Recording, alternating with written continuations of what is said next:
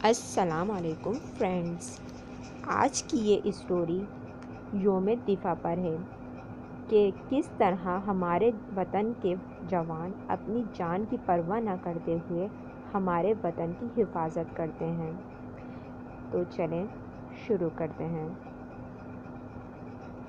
دفاع پاکستان کی تقریب کے دوران فوجیوں کی کثیر تعداد کو دیکھا تو ان میں کافی فوجی نہایت کم عمر معلوم ہو رہے تھے، لیکن ان کے چہرے پہ رعب و دبدبہ ایسے جھلک رہا تھا جیسے کوئی 40 سال کے شخص کے میچور ہونے کی دلیل چہرے پہ جھلک رہی ہو۔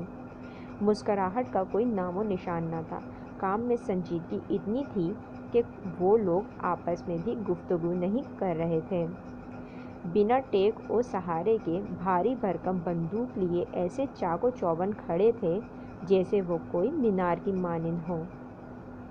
میں ان کو دیکھ کر سوچنے لگی کہ میں اور میری عمر کے کتنے لوگ اس طرح کھڑے رہ سکتے ہیں؟ شاید 2 منٹ، نہیں شاید 10 منٹ، ممکن ہے آدھا گھنٹہ، لیکن اس آدھے ایک گھنٹے بعد میری یا میری عمر کے لوگوں کی کمر میں یقیناً بل آ جائے گا۔ بلا شبہ ہمیں کسی دیوار کا سہارا لے کر کھڑے ہونے کی ضرورت محسوس ہوگی۔ یقیناً ہمیں لگے گا کہ یہ بندوق وزنی ہے، چلو نیچے رکھ دیتے ہیں۔ لیکن کیا یہ لوگ تھکتے نہیں ہیں؟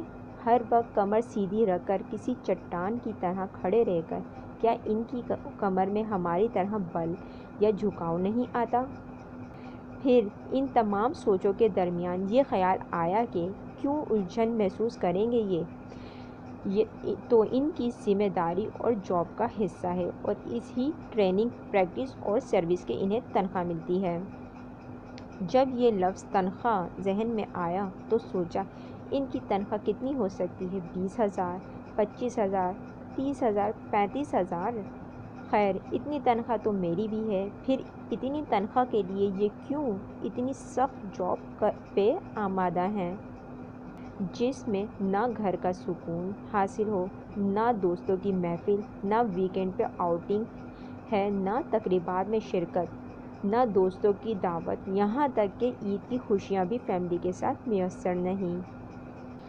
تو پھر کیوں صرف تنخواہ کے لیے اتنی تکلیفیں؟ یہ تنخواہ تو اپنے ہی شہر کے کسی اچھے ادارے میں 10 گھنٹے کی ڈیوٹی پر بھی مل سکتی ہے، جس میں گھر میں رہنے کے مزے، دوستوں کے ساتھ دعوتوں پہ جانے کی تفریح، رات دیر تک دوستوں کے ساتھ جاگ کر گپیں لگانے، مووی دیکھنے اور ویکینڈ پہ دیر تک سونے کے مزے بھی ہیں۔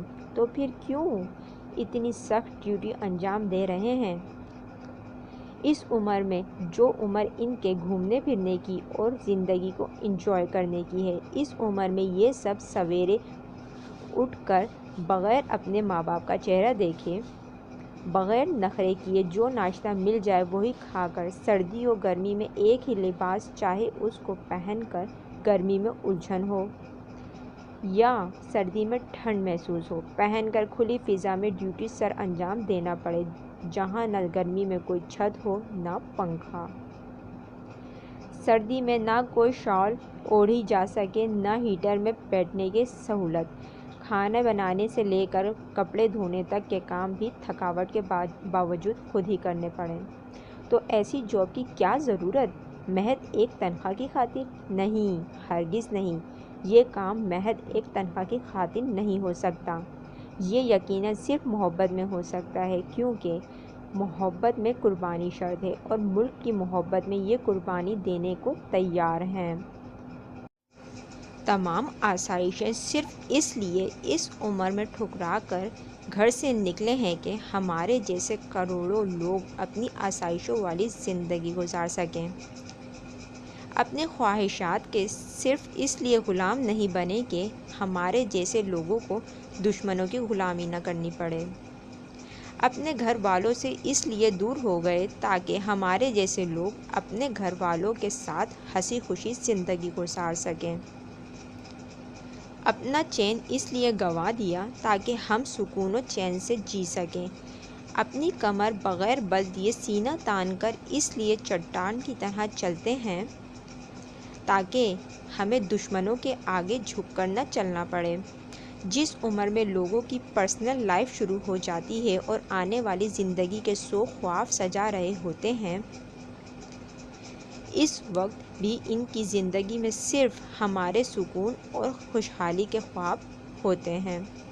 ہماری گاڑی کا اگر بریک فیل ہو چکا ہو تو ہم اس گاڑی کو ڈرائیو نہیں کرتے کہ کوئی حادثہ نہ ہو جائے اور ہم زندگی سے ہاتھ نہ دھو بیٹھیں، لیکن یہ اس عمر میں بھی اپنی جان ہتھیلی میں لے کر گھوم رہے ہوتے ہیں کہ نہ جانے کب ملک کی دفاع کے لیے قربان کرنی پڑ جائے۔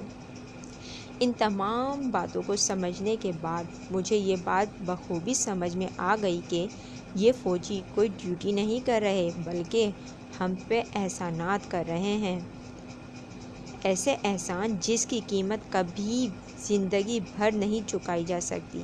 ہمیں کوئی لاکھوں روپے دے کر بھی خطرناک کام کرنے کا کہے تو ہم صاف انکار کر دیں گے کہ پیچھے ماں باپ، بیوی بچے ہیں، وہ کہاں جائیں گے اگر مجھے کچھ ہو گیا تو۔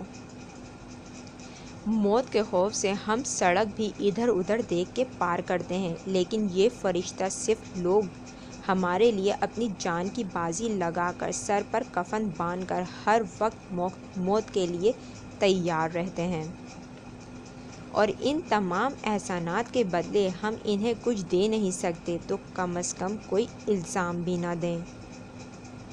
سرفروشی ہے ایمان تمہارا، جرأتوں کے پرستار ہو تم، جو حفاظت کرے سرحدوں کی، وہ فلک بوس دیوار ہو تم۔